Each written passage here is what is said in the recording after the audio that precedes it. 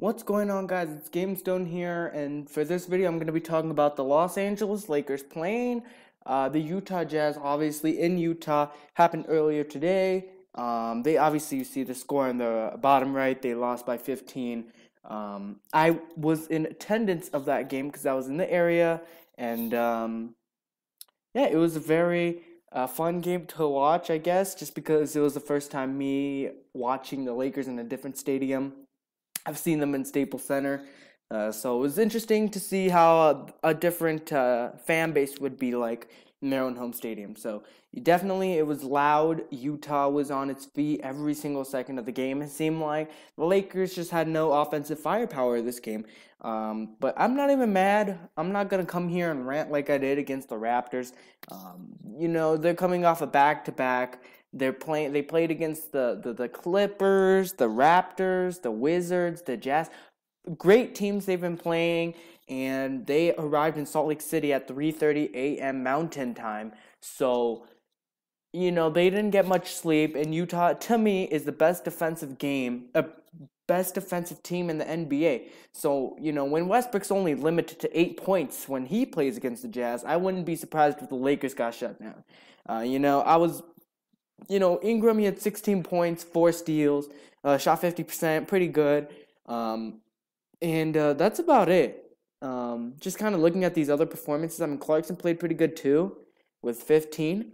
But just in general, our team shot poorly. We shot 38% from the field, and we shot 70% from the free throw line, and we shot 23% from the three-pointer.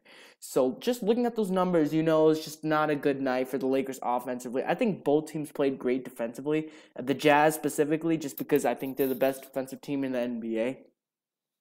But the Jazz, when you have the best defense in the league, you don't need to have that great of an offense to win games. I mean, offense wins games, defense wins championships. I'm not saying the Jazz are going to win a championship. I'm just saying that's how much defense matters. And you could see throughout the season how well they've been playing. I know they've took some L's in the season, but for the most part, they've done a good job without Gordon Hayward, their best player. So Donovan Mitchell played good, 22 points. He obviously heated up in the second half, 9 of 16.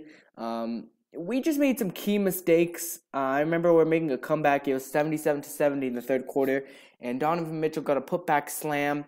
The whole arena went crazy, and then they got the steal again and made a three-pointer. So I've seen that same mistake happening over and over again, where if the opponent scores, they get the ball right back by stealing the inbound pass and then scoring again. I've seen the Lakers do that mistake over and over again.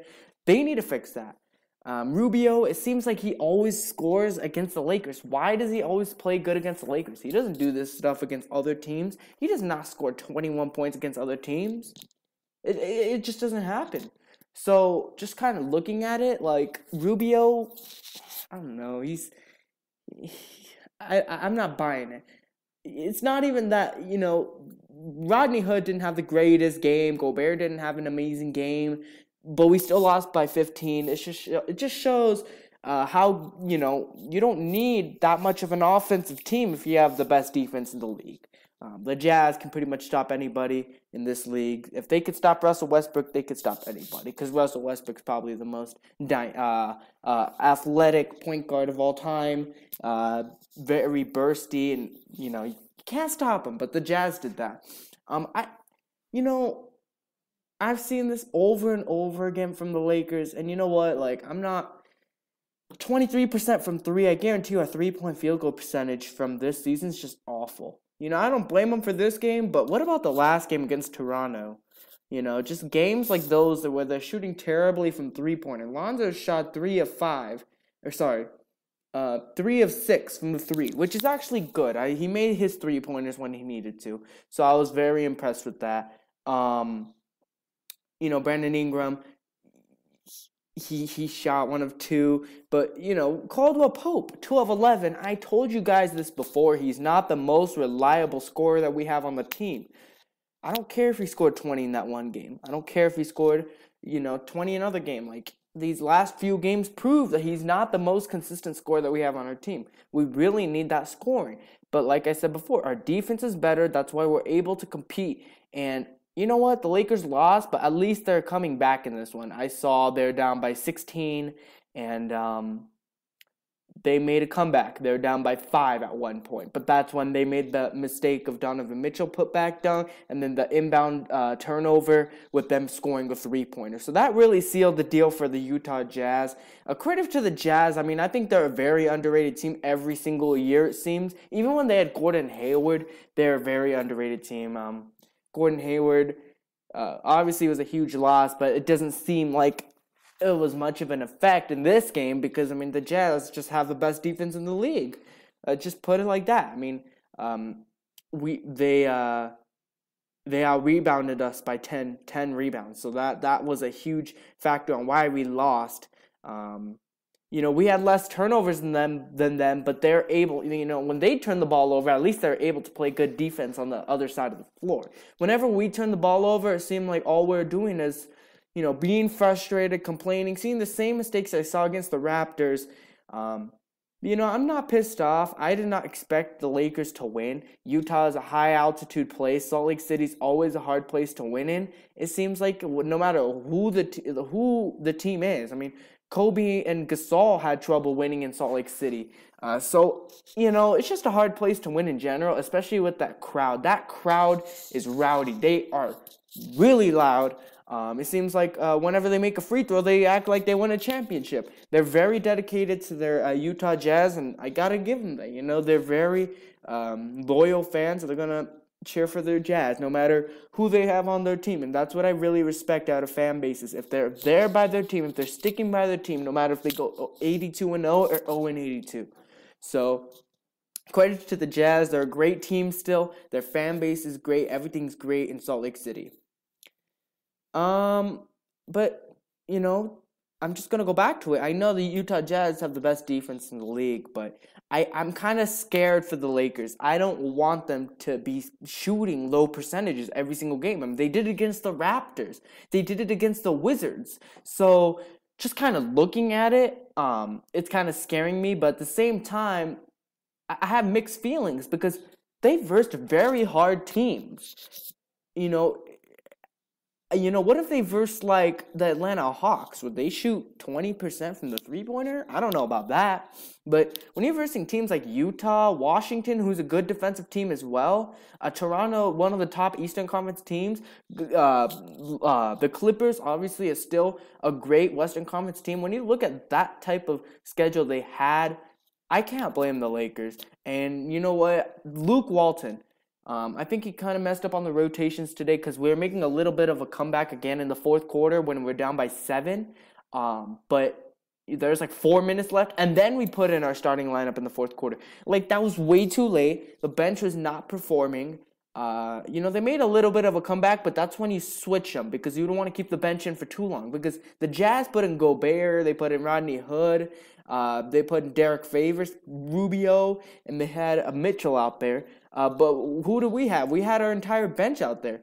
The Utah Jazz went on a run, and then as soon as they went on a run, we put in Ingram. We put in Lonzo. We put in Caldwell. I don't think we put in Lopez, though. Lopez did not get that many minutes. Lopez, 2 of 7. Caldwell Pope, 2 of 11. Lonzo, 3 of 10.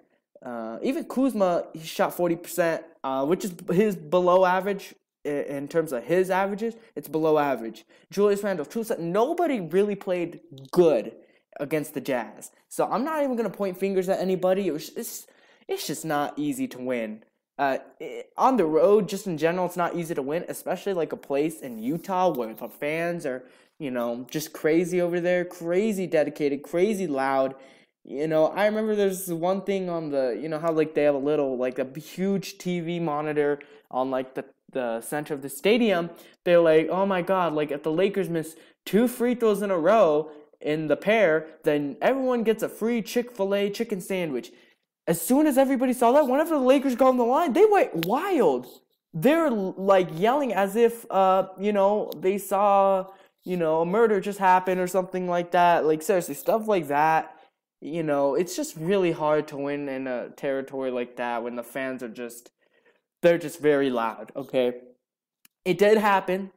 They all got Chick-fil-A sandwiches. I could have got one too, but, I didn't want to go there. Anyway, so, yeah, just when you have a home crowd on their feet pretty much the entire game, even when you're making a comeback, it's really hard. And it doesn't help the fact for the Lakers that the Utah Jazz are the best defensive team. Because, the Lakers they got a bucket here and there, but for the most part, they didn't do their thing. They shot 38% from the three-pointer. I don't want to see this stuff. I want to see them play better. And, as a young team, going on the road with this type of crowd on you, as soon as Lonzo was introduced, he was booed like crazy. Like crazy. Like, I don't know why they have so much hatred towards Lonzo, but okay. I saw a couple blocks from Brook Lopez early on in the game. That's a good thing, but, it didn't matter much because, Utah, I think they're up by 15 at the end of the first quarter. That kind of just set the tone. Rubio was getting buckets left and right. They're just shredding our defense. And, it's just, I don't know what to say. I can't, the Jazz, they're good. I'm trying to praise them. If you're going to ask me if it's a bad Lakers or good Utah, I'm going to go with good Utah. I think Utah really stood out defensively. I think they did a good job by scoring. Rubio and Mitchell really carried the load. The fan base, everything. They did not look bad. I watched the entire game. I was there. I don't think the Lakers got one single lead in the game. I'm not, correct me if I'm wrong, but I don't think he did. So, that's just concerning. The rotations are kind of messed up. I mean, why is Randall only getting 18 minutes and Larry Nance is getting 32? What does Larry Nance do better than Randall in, other than just defending a little bit better? Let's be honest here. Randall has a bigger skill set. I said this in the last video. Randall needs to get more minutes. If he's going to come off the bench, at least give him some more minutes, though. I mean, Randall came in, he got blocked one time, but he just went back into the paint. He wasn't going to let that affect his decision-making. And I feel like there wasn't enough facilitating this game.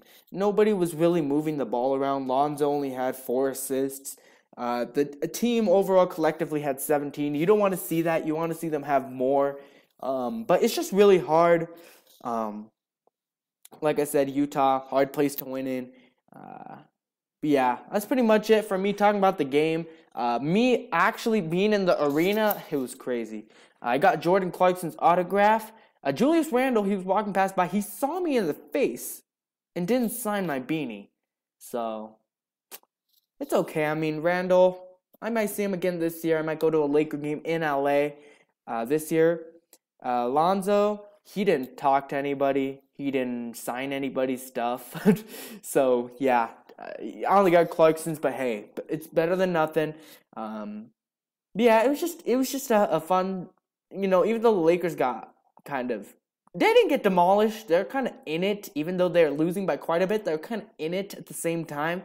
So it's just nice to see the Lakers compete, even though they're losing and they're all tired. Their next game is against the Pistons, which is on Halloween. It gives them a few days to kind of regroup and get some energy back, and hopefully they can get a W in LA. But we all know that Lonzo struggles in LA for some reason. But we'll see if that changes. So that's going to be at the end towards this video.